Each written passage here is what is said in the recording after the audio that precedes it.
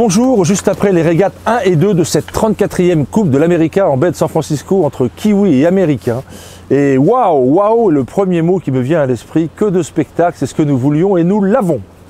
3 points je voudrais aborder avec vous. Le premier, c'est le fait que c'est du match racing.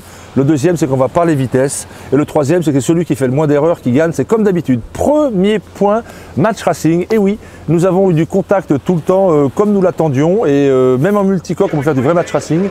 Regardez ici, nous avons un marquage étonnant donné tout au long du bord de près.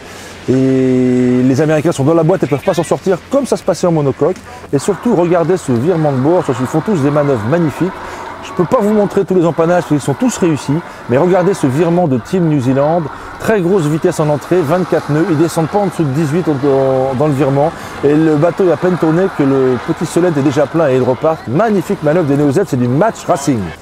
Deuxième point, c'est vitesse. Quand on regarde les chiffres bruts de fonderie sur les deux régates, les Neo Z sont plutôt 2 nœuds plus rapides au près, ce qui est presque une surprise, et surtout dans les 16-20 nœuds de vent qu'on a eu dans les deux régates. Et ils sont 1 nœud plus rapide au portant, mais c'est surtout le compromis qui est différent. Les Américains sont plus haut au près, moins vite, ils font moins de virements. Les Américains sont plus bas, moins vite au portant, ils font moins d'empannage. Et les deux skippers le disent eux-mêmes, les vitesses sont très proches. Surtout que nous étions sur ces deux régates, plutôt 16-20 nœuds, ce qui était plus que prévu. Et c'est un temps dans lequel les deux bateaux doivent être très similaires, ce qui est le cas. Troisième point, les erreurs. Comme d'habitude sur la coupe, ça fait 162 ans que ça dure. C'est celui qui fait le moins de bêtises qui gagne. Si on fait les comptes des bêtises, regardez le départ de la première régate. Les Américains ont 7 mètres, un tiers de longueur de retard. Ça suffit pour ne pas avoir l'engagement en dessous. Ils sont obligés de se dégager très fort en fond avant d'avoir un accident à la bouée sous le vent.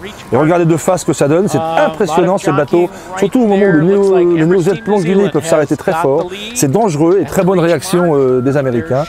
Deuxième erreur des Américains, c'est de se faire pousser sur la gauche du plan d'eau en haut, alors que c'était moins bon. Et là, ils se font avoir par les Neo Z.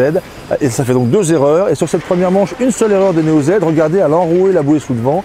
Ils sont à droite de votre écran. Les Neo Z viennent de planter fort et sont arrêtés, ce qui donne l'opportunité aux Américains de se glisser dessous, de les pousser, de les faire lever. Une erreur des Neo Z, 2 erreurs à 1, c'est au-delà de 20 secondes l'erreur.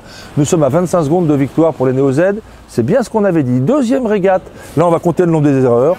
Première erreur des Américains, elle est au départ, à vouloir trop coller une pénalité. Et je pense que s'il y avait eu contact, regardez comme c'est proche, s'il y avait eu contact, la pénalité aurait été pour les Américains qui n'ont pas laissé assez de place au Neo Z pour s'échapper. Eh bien, d'avoir voulu absolument cette péno, les ont fait s'arrêter. Petit Solenta contre, et quand ils abattent pour relancer, ils sont arrêtés. Ça, c'est une grosse erreur. Et la deuxième erreur, c'est implanter très fort. Regardez à la bouée sous le vent. Oups là. Et oui, le bail là, ils prennent presque 100 mètres dans la buse, c'est 20 secondes de plus. 0 erreur des Neo Z. Bravo les Kiwis. 2 erreurs à 0, ça fait au moins 20 et 20, 40 secondes. Il y a 52 secondes à l'arrivée. C'est le tarif. Conclusion de tout ceci, de ces 2 premières régates, 3 conclusions. La première que je vois, c'est que Spiti a quand même le visage très tendu. Il n'a pas son régleur d'aile, Cheese, à côté de lui, qui a été banni pour cause de tricherie. Et je pense que d'être mené 2-0, ça va lui enlever cette pression qui le coince et qui va se décoincer, que ça va être de plus en plus libre et fort de naviguer pour lui à la barre et que ça va être encore plus proche les régates. Plus proche les régates, ça veut dire que la bouée de reaching, ça va être encore plus dangereux. Je vais donc regarder les régates avec mon casque sur la tête. Ça va être quelque chose les prochains départs. Et le troisième point, c'est, revenons sur terre, 9 manches à gagner. C'est long, c'est très long, c'est pas fini. On n'a pas encore tout vu et c'est tant mieux. Good luck on a good day.